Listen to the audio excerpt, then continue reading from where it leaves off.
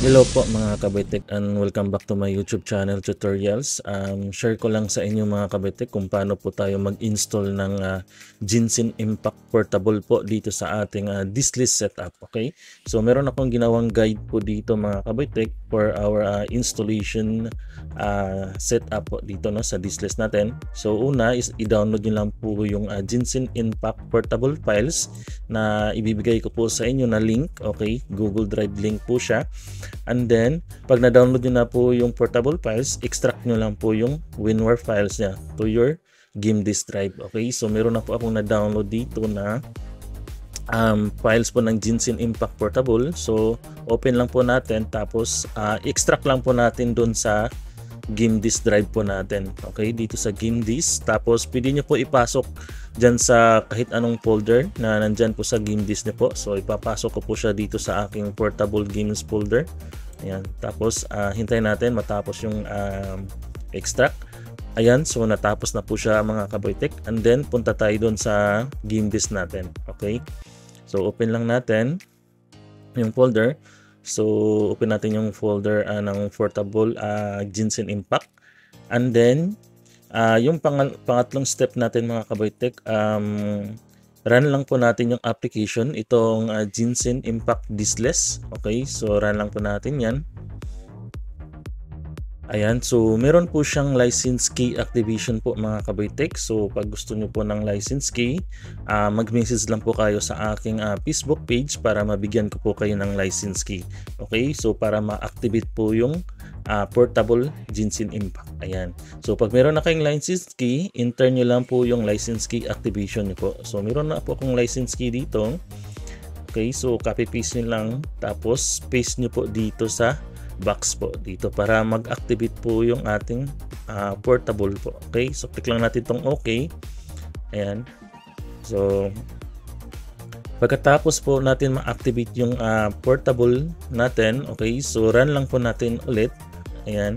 Okay, so ngayon po mga kaboytek, run po natin tong Hoyo Play. Okay, itong Hoyo Play shortcut, open lang po natin yan.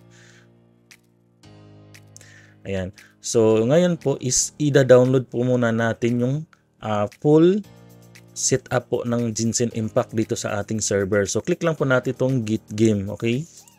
So medyo mabigat po itong files po ng Genshin Impact. So meron po siyang ano ba to, 94 GB yung kailangan na required na space po sa game disk natin para ma-download or ma-install po siya dito sa server natin. Okay, so kahit hindi na po natin tong i-click itong shortcut to desktop kasi meron po tayong sariling application po niyan.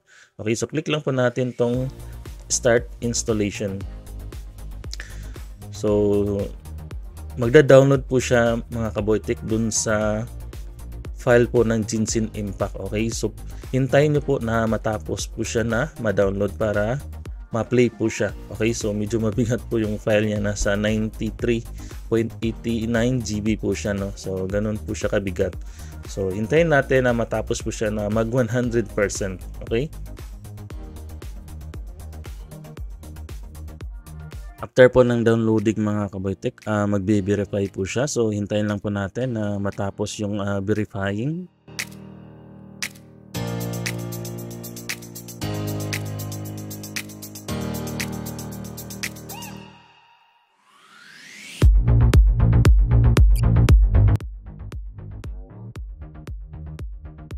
So ayun po mga kaboytek, natapos na po siya mag-verify. So pwede na po siya i-click natin yung start game. Pero so close muna natin siya mga kaboytek, and then gagawa po tayo ng shortcut to desktop. Okay, yung application po ng Genshin Impact. Ayan, so balik tayo dito sa folder. So ito po yung gagawa natin ng shortcut to desktop. Okay, so send to desktop. Ayan. Tapos rename lang po natin mga kaboytek. Ayan, rename lang natin. Ayan. So pag meron kayong Gmenu po mga kaboytek, pwede niyo po siya ilagay sa Gmenu itong application po ng Genshin Impact. So lagay po natin siya dito sa ating Gmenu. Okay, so punta muna tayo doon sa SyncXP. Okay, open lang natin itong SyncXP. Tapos yung category niya is online games. Tapos drag po natin itong application, papasok po dito sa resource editor po ng Gimino. Tapos click lang natin save and then open po natin yung Gimino. Ayan.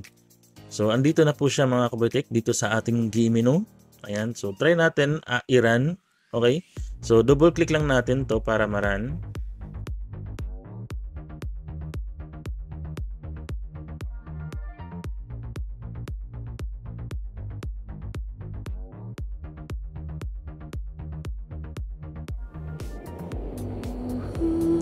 So, working po siya mga kabitek, no?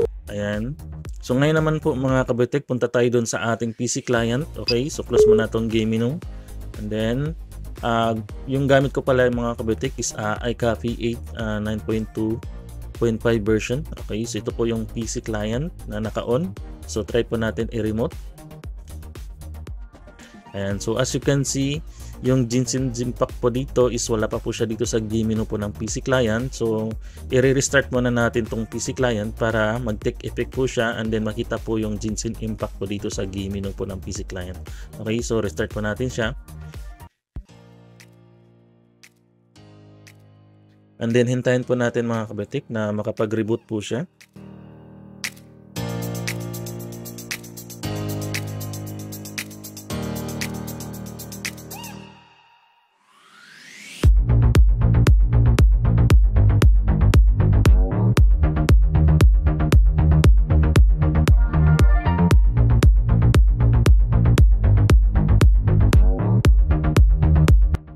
So nakapag-reboot na po siya mga kabutek. So try po natin ulit itong PC1 natin. So remote po natin. So ayun po mga kabutek. So andito po siya sa Gimino po ng PC client natin. So yan po yung advantage po pag mayroon kayong Gimino. Kasi sa Gimino lang po ng server ilalagay niyo po yung games. Tapos makikita na po yan dito sa ating mga PC client po. Okay, so pag gusto nyo po ng Gimino, libre lang po ito pag nag-avail po kayo sa akin ng license key dito sa Genshin Impact. Okay, so mag-message lang po kayo sa akin pag gusto nyo po ng license key. And then doon naman po sa pag ayaw nyo po ng Gimino, punta lang kayo dito sa game disk nyo po and then punta kayo dito sa folder. Pwede nyo po siya gawa ng shortcut to desktop, no? Ayan. So, mag-super client lang po kayo tapos ganito po yung setup na gusto nyo pag ayaw nyo po ng Gimino. Ayan. Gawan nyo lang po siya ng shortcut to desktop. Yung application po ng Genshin Impact. Okay? Pag gusto nyo po siya. And then, try po natin i-run mga kabitek. Okay? Dito sa ating PC client kung working po ba siya. So, as you can see mga kabitek, working po yung ating Genshin Impact Portable dito sa ating PC client. Okay? So, yan po yung advantage po mga kabitek pag portable po yung gagamitin natin kasi minsan po kasi yung ganitong laro po ng online games, pag naka-display setup po kayo is medyo complicated po talaga siya mga kabitek. Ayan, sa installation niya. So, much better na gagamit po kayo ng portable kasi madali lang po siya i-set up. Ayan. And then pag nag-update po itong Genshin Impact sa server nyo lang po siya gagawin yung update tapos ma-update na po siya dito sa PC client. So yan po yung advantage pag naka-diskless po kayo. Ayan. Ayan. So nandito na po siya sa ating Gimino. And then yun lang po yung ating tutorials mo mga kabitek. Sana nakuha nyo po. And then pag gusto nyo po ng license key, mag-message lang po kayo sa aking Facebook page para mabigyan ko po kayo ng license key. Okay? So maraming salamat po sa panonood mga kabitek. At huwag nyo naman po kalimutan na mag-like at mag-subscribe dito sa aking YouTube channel para lagi po kayong updated sa mga bagong videos, tutorials na i-upload ko. Maraming salamat.